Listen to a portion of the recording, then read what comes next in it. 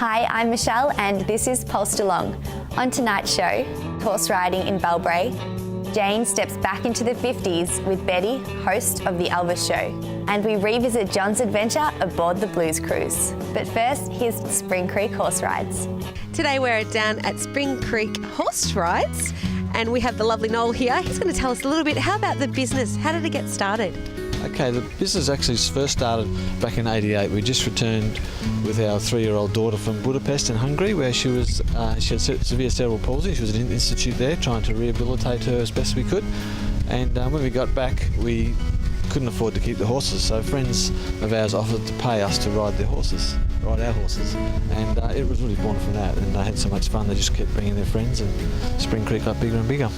Now, originally you catered for more the enthusiasts. Being an absolute beginner horse rider, how's the business changed and evolved over the years? Well, yeah, seriously now, we actually were forced out of business in 2002 with insurance problems in the state. Most small businesses like ours had to close down.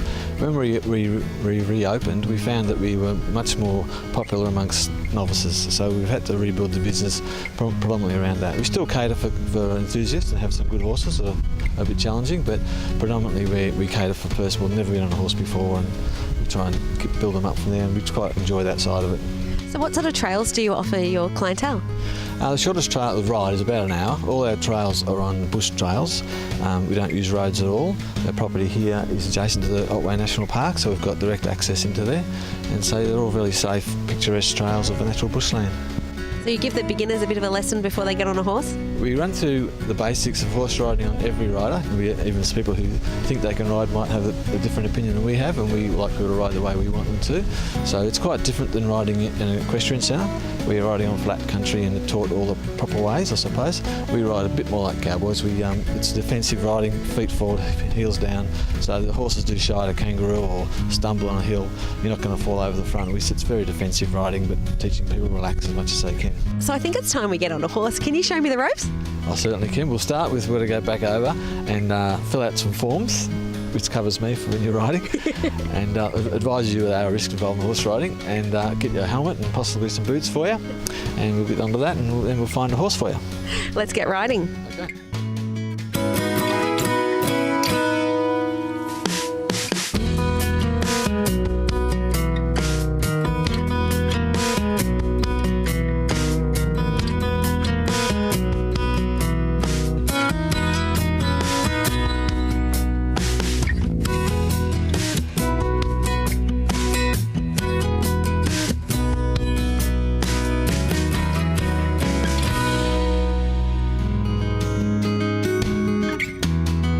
We've just had a fantastic horse ride. Thank you for taking us. My pleasure. Now we've ended up at the Love Shack. Tell us more. Yeah, we were closed with the horse rides a few years back because of the insurance. We decided to diversify, and I decided to build some holiday cottages. So it's mud brick construction, yes? Yeah, all the walls are mud brick. The roof, ceilings and timber frames are all recycled. Timbers I got years ago out of some old factories that were getting pulled down, so I've done them all myself. The mud came when we excavate for the foundations. We use the mud to make the mud bricks out of, so pretty cost effective, bit of hard work, but it works out pretty well. They're very efficient for energy. They stay really, really cosy in the winter, and it's quite cool in the summer. We don't need any air conditioning. The only heating is wood-fired heaters. Makes the experience a bit better. It's such a fantastic idea when the sun's shining in this beautiful Bell Brae area. You've got the bushlands around you. It's a fantastic spot to be. What a great place to work from. Yeah, it's been a life's dream to be living here. We did buy the place quite a few years ago, and it's just been in love with it ever since. Yeah, the sun's not always shining here. We feel like it is anyway. Well, thank you for having us, and thank you for safely taking us on a trail ride, me and Millard. We had our first horse riding experience under your safe hands. I recommend it to anybody out there to come down and have a horse ride. Thank you. No worries, come back again. Next up, Jane slips on her blue suede shoes to check out a radio show dedicated to the king of rock and roll. Oh, welcome once again to the Elvis program for the love of Elvis here in Geelong's 94.7 The Pulse. Betty Giles, your host. It's great to be with you each week. And it's a pleasure to bring you all of these wonderful Elvis songs. If you'd like your own Elvis request, numbers 5225 947. I'm here with one of Pulse FM Geelong's longest serving announcers and the host of the very popular Elvis Presley show. Thank you very much for joining us today, Betty. Now, your show runs every Saturday between 5 and 8 p.m. It's solely Elvis songs. But what I want to know is, where did the passion for Elvis come from? When did you first come across Elvis, and what was it about him that just made you say, he's the king of rock and roll? It all began in 1956, Jane, when I was only a little schoolgirl. And I went and saw Love Me Tender at the old Plaza Theatre in Geelong. When I saw him there on the big screen, I thought, oh, this is just unbelievable. And that's when I really focused on Elvis and fell in love with him. It's hard to explain.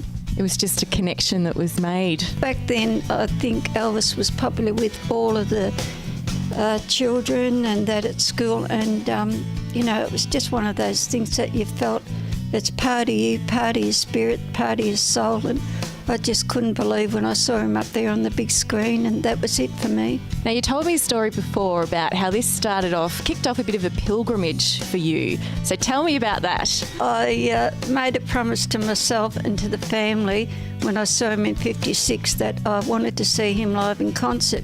And 20 years later, I went on. For 6 weeks, I really tried going around America in a Greyhound bus and that to catch up with him. Saw him in Hartford, Connecticut on the 28th of July 1976, and it was a dream coming true for me. That's an incredible journey, 20 years to see Elvis. What was it like when you actually went to that concert?